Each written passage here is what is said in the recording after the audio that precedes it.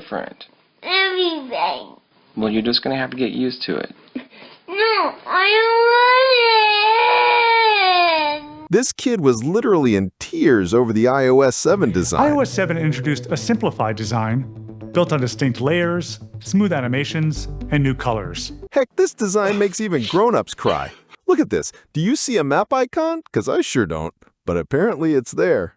At the center of the firestorm is a new design with a very grand name, Liquid Glass. Apple called it a revolution. Users called it a ripoff of Windows Vista from 2007. The problem with this new design goes way beyond contrast. I mean, what happens if you throw a white picture back there? The real issue is that it kind of breaks the fundamental rules of good UI design. A great UI is pleasant to look at, but it fades into the background when you're trying to focus on something else. This design is the opposite. It's always in your face, stealing focus from what really matters. It's as distracting as Christmas lights. Luckily, the solution is easy. I made a quick demo to show that all we need is a simple slider to let users control the transparency. The default can be set to whatever most people like, which will probably be a more opaque frosted glass style. And for anyone who actually likes the design as is, they can always use the slider to crank it right back up. You know, Apple has always made a huge deal about making products for everyone, for people with visual impairments, for older folks. And now, look at this. This isn't just a bad design choice.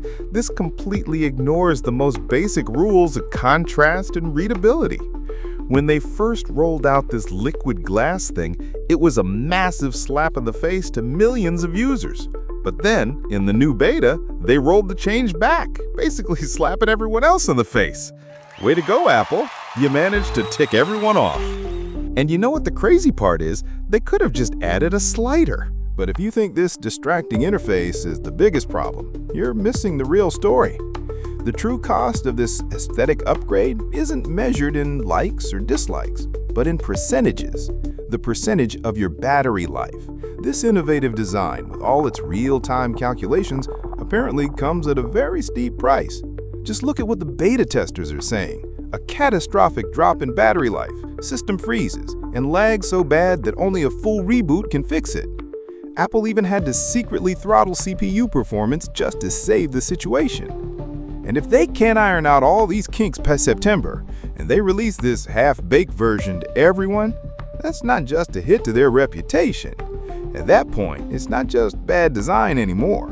It starts to look a lot like planned obsolescence. Why try to convince you to buy a new iPhone when you can just push an update that turns your phone into a slow, hot brick that has to be plugged in all the time? And in the middle of all this chaos, while the company was wasting resources arguing about transparent icons, its biggest bet of the year, announced back in late 2024, Apple Intelligence, was basically left on the bench, falling behind its competitors. It really seems like the company spent more energy on controversial aesthetics than on actually making Siri smart. Hey Siri, you still alive in there? You good? I'm Siri, your virtual assistant. All right, yeah, that answers everything. Apple, watch closely. This is how it's done. You open up ChatGPT, you type in a prompt. Imagine you are Siri. I left the request in a pinned comment. Don't thank me. So, what do we have? A controversial design that kills the battery, throttled performance, a massive failure on the AI front, and a blow to people with visual impairments. This looks like a series of catastrophic mistakes and pure incompetence. Did the most valuable company in the world just run out of ideas? But something about this just doesn't add up. There's too much on the line. Why would Apple, the kings of usability, create an interface that breaks the most basic rules of readability? Why would they go for this glassy, semi-transparent, distracting design that looks like a string of Christmas lights? Unless this interface wasn't designed for a flat screen at all. What if seeing what's behind the icons isn't a design flaw, but a core necessity? What if you need that string of lights so you don't lose track of it, say, in a three-dimensional space? And suddenly, it all starts to make sense. This isn't a mistake, it's a training exercise. They're not just changing a design, they're changing our habits. They're prepping us and themselves for a world where the main screen isn't a piece of glass in your hand, but the entire world around you.